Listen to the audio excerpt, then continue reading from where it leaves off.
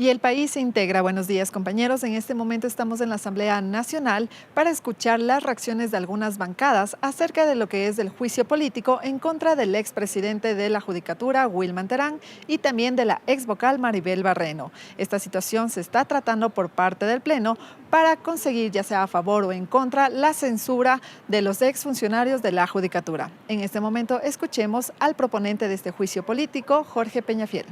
Bueno, ahí nada más decir que el pueblo ecuatoriano está mirando las acciones, las decisiones y los votos que toma esta Asamblea Nacional respecto de algo que es absolutamente necesario, que es por fin mandarle al sepulcro a la corrupción y al crimen organizado que lideró Wilman Terán en esta Asamblea, en el Consejo de la Judicatura y en general en la opinión pública que lo apoyó en su momento. El día de hoy es crucial para la democracia poderle decir la verdad al país, que nunca más debemos tener un presidente del Consejo de la Judicatura con agenda política y con agenda del crimen organizado, porque eso es lo que el pueblo ecuatoriano quiere extirpar de nuestras instituciones, y para eso estamos los asambleístas de Construye Aquí.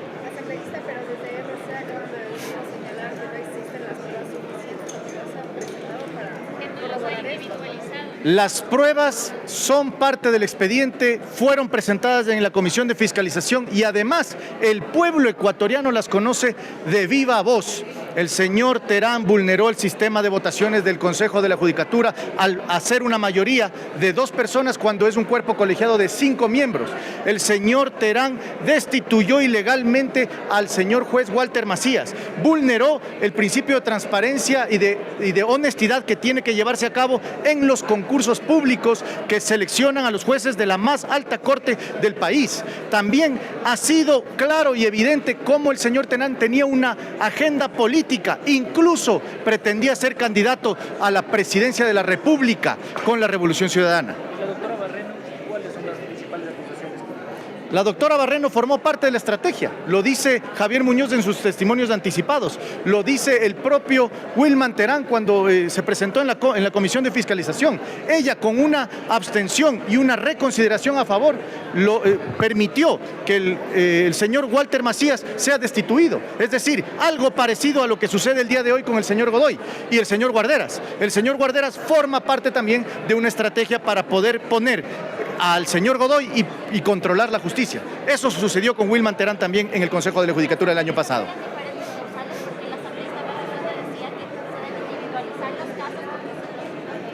La individualización ha sido realizada en la comisión, fue expresada por mí de viva voz en mi interpelación verbal. Adicionalmente fue puesta de conocimiento a través de un documento que fue parte del proceso. Ahora volverá a ser individualizada, de tal manera que ese argumento no tiene ningún asidero. Asambleísta de la Revolución Ciudadana dice que su interpelación más bien está mal planteado y que por eso van a dialogar y analizar en este caso para poder votar en este juicio político. Cuando quieren la impunidad dirán lo que sea. Cuando buscan controlar la justicia dirán lo que sea. Será la no individualización, serán la no existencia de pruebas, será cualquier argumento. Lo cierto es que aquí están pretendiendo proteger y defender a un señor que está acusado de crimen organizado en la función judicial y además en todas las instancias en que él tuvo conocimiento y tuvo acceso también.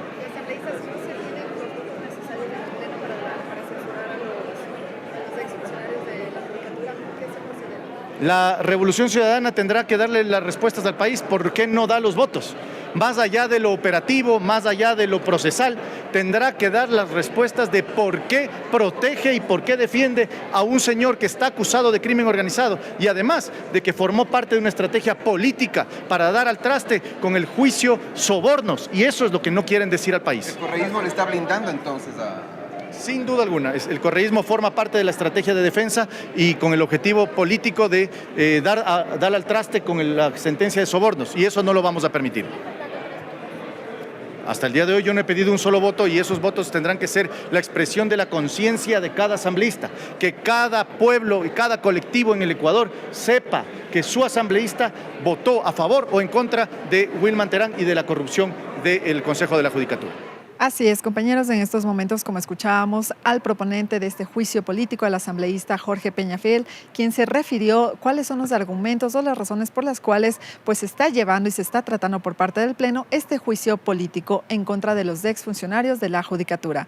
Uno de ellos es la vulneración del sistema de votaciones del Consejo de la Judicatura por parte del expresidente Wilman Terán y también por la destitución ilegal del juez Walter Macías. De igual forma, en estos momentos escuchemos las reacciones de algunas bancadas acerca de este juicio político. A ver, yo puedo hablar por mi postura y la de mi partido. Nosotros vamos a votar a favor. Creemos que existen los elementos, está para mí demostrada la vulnerabilidad del sistema, la extensión del tiempo de los jueces, las irregularidades en el proceso de selección de los jueces y no haber acatado una sentencia contra una jueza. Entonces yo creo que los elementos son claros, nosotros vamos a votar a favor. Está clarísimo que durante el tiempo del señor Terán y la señora Barreno, la justicia ha estado podrida en el Ecuador. Eso es lo que hay que rescatar, así que nuestra postura es a favor del juicio político y la censura. Bueno, tendrá que preguntarle a ellos por qué se vuelven entonces cómplices de una administración que claramente estuvo llena de irregularidades. Pero mire, yo creo que hay que mandarle un mensaje al Ecuador claro, porque ya vemos la desgracia que ha significado que la política le meta la mano a la justicia y que la hayan convertido en su botín. Y ahora vemos cómo nuevamente para nombrar presidente del Consejo de la Judicatura hay un acuerdo espurio entre el ADN correísta. Entonces es una barbaridad. Mire, yo creo que las fuerzas políticas deben dedicarse a servir, ese es su objetivo final. Si se dedican a quererle meter la mano a los otros poderes del Estado, se desvía el objetivo principal que tiene esta profesión, que es el servicio a la gente. Entonces yo creo que esto tiene que parar ya en el Ecuador. Ahora, ¿cuánto puede esto funcionar o servir para cambiar la justicia y marcar un antecedente, un precedente? Mire, tomando en cuenta que, bueno, esta decisión ya aplica la censura, pero hay un proceso judicial que también está involucrado. Mire, yo le voy a decir algo.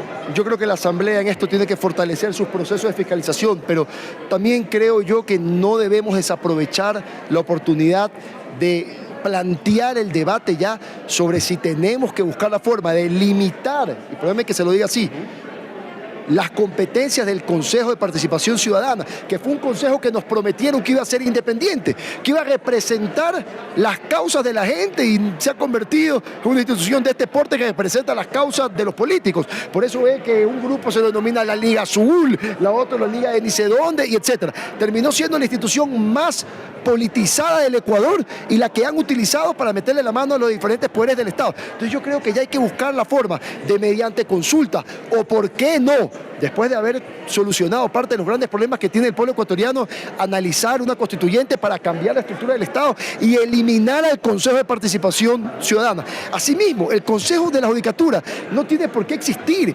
Tranquilamente pudiera ser una secretaría técnica de la Corte Nacional de Justicia, en la cual evalúe los requisitos de forma técnica con un procedimiento de ascensos bien calificado en base a las características técnicas que tengan los postulantes, y de esa forma comenzar a quitar las manos que mete la política en la justicia. Entonces, ir a una constituyente, esa podría ser para un cambio estructural. Yo creo que tenemos dos opciones: o analizar una consulta que limite las funciones del Consejo, o después de haber solucionado parte de los problemas que tiene el pueblo ecuatoriano, analizar una constituyente. Porque si usted le plantea una constituyente al pueblo hoy, la gente está harta. La gente quiere que primero le solucionen sus problemas. Mire, hay que cambiar ese chip que tienen los últimos gobiernos de poner la deuda externa, el pago a acreedores internacionales y los pocos recursos que tiene el país al servicio de la misma, en vez de poner al ser humano, a los ecuatorianos, como el centro de lo primordial para devolverle su calidad de vida. Hay que recuperar la seguridad en el Ecuador. Estamos hasta acá ya de la delincuencia. El otro día visité los barrios del sur y conversaba con una señora de la tienda que me decía que está pensando en migrar, incluso arriesgarse a cruzar la selva del Darién, poniendo su vida, su familia en peligro, porque la vacunan todos los días. Señores, hasta acá de eso. Después la carestía de la vida. Pregúntenle a los ecuatorianos qué pasan cuando van a los mercados. Si hoy les alcanza para más o les alcanza para menos. Oiga, antes llevaban 2 funditas, ahora llevan una, porque la carestía de la vida está insoportable. Miren lo que pasa con el empleo. Nos mienten y nos dicen que han generado 120.000 empleos y lo que se han es perdido empleos, y las cifras del INEC están ahí. ¿Y por qué se ha perdido el empleo? Porque si tú llegas con un discurso y después haces lo contrario, no genera certeza, no hay seguridad jurídica, entonces el sector privado nacional e internacional no invierte. Y el sector público, que debería sus recursos utilizarlos para impulsar el desarrollo de la gente, invertir en el desarrollo humano, no lo hace, y vemos cómo tenemos 360 millones en obras nuevas apenas, que todavía no los han ejecutado, de un presupuesto de 35.000. Es decir, el Estado le devuelve en obras a la gente $1 de cada 100. Esto es una barbaridad que al menos a mí me indigna, y yo creo que les indigna a todos. ¿Qué decir de los servicios públicos? La educación destrozada, la salud destrozada, la vialidad. El otro día, un pequeño agricultor que traslada sus productos de una provincia a otra me contaba que más caro le costó arreglar su camioneta que lo que vendió en productos, porque las vías están llenas de huecos, destrozadas, y ni hablar pues del sistema energético.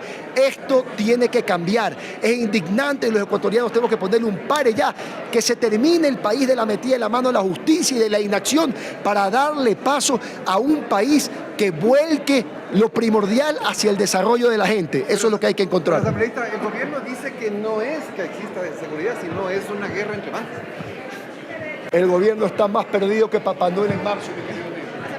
Muchas gracias. Sobre este frente parlamentario que está creando ADN en contra del contrabando de combustible, desde PSC tal vez han visto la postura de unirse a este frente. Yo estoy 100% a favor de la postura, en este caso, de estar en contra del contrabando de combustible, porque es beneficiarse de la plata del pueblo para que unos pocos se hagan ricos en detrimento del desarrollo de los más pobres de la nación. Entonces estoy totalmente a favor de eso, en tanto y cuanto las pruebas sean las correctas y se encuentren de forma adecuada, contrastadas. Entonces usted como asambleísta sí podría conformar, sí se uniría. Yo pudiera entablar el diálogo para conformarlo, encantado de la vida. Mire, yo estoy a favor de todas las causas justas y siempre a favor del pueblo ecuatoriano. Perfecto, gracias. Lo primero, defender los derechos del Estado.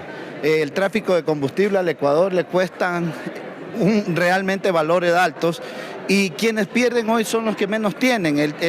Ahí es cuando los subsidios se vuelven insostenibles en Latinoamérica particularmente, porque siempre se causan este tipo de abusos que pretenden que los que más tienen y los que tienen las comercializadoras de combustible tengan el sartén por el mango. Asambleísta, ¿los hallazgos que haga este frente parlamentario se llevarán a fiscalía o a qué otra entidad? ¿Cuál es el Bueno, primero lo que se trabaja en la Asamblea tenemos que entender que es político, son insumos que van a servir a la Fiscalía para que vaya determinando la culpabilidad o la inocencia de las personas inmiscuidas, en este caso, el círculo cercano del alcalde de Guayaquil familiar. ¿Qué es lo que ha podido identificar justamente que pueda vincular? Bueno, primero no hay congruencia entre la facturación y el combustible ingresado a las arcas de la empresa comercializadora del alcalde de Guayaquil. Eso hace que, como no exista una relación lógica entre lo que se facturó y lo que se vendió de combustible, se llegue a determinar a partir de lo de indicios y las investigaciones que ha hecho la Agencia de Regulación y Control, puede determinar que hay una pérdida de combustible fugado que no se ha facturado y que se ha vendido a comercializadoras no autorizadas. Más o menos son 800.000 galones de combustible perdidos, que no se sabe, 800.000 galones de combustible. Ahora, el tema es, están llamando ustedes a la unidad, entiendo, de otros legisladores. Dicen que van a investigar otros casos. Pero esto es defender los derechos del Estado. El combustible en el Ecuador se ha perdido en grandes cantidades. Quien ha pagado somos los ecuatorianos a partir del subsidio, y es necesario que hoy día se vayan esclareciendo este tipo de problemas para incluso en el futuro comenzar a hacer mejor las cosas y poder tener verdaderamente un apoyo para las personas que menos... Hay otros casos y estamos investigando desde la Asamblea Nacional. Particularmente presenté un proyecto de ley para defender al Estado en materia hidrocarburífica, que lo hice hace algunos meses, ¿no? Legislador, en otro tema le consulto. Hasta ayer faltaban 3 votos para lograr la censura de Materán y Maribel Moreno. en estas últimas horas conoce si es que ya se completaron los votos. Esperamos que existan los 92 votos. Hay que asentar la política ecuatoriana y si el expresidente del Consejo de la Judicatura tiene responsabilidad política, por supuesto que aquí va a ser procesado y ADN dará los votos para eso. La Asamblea Interpelante reconocía que eso estaba en manos de Revolución Ciudadana.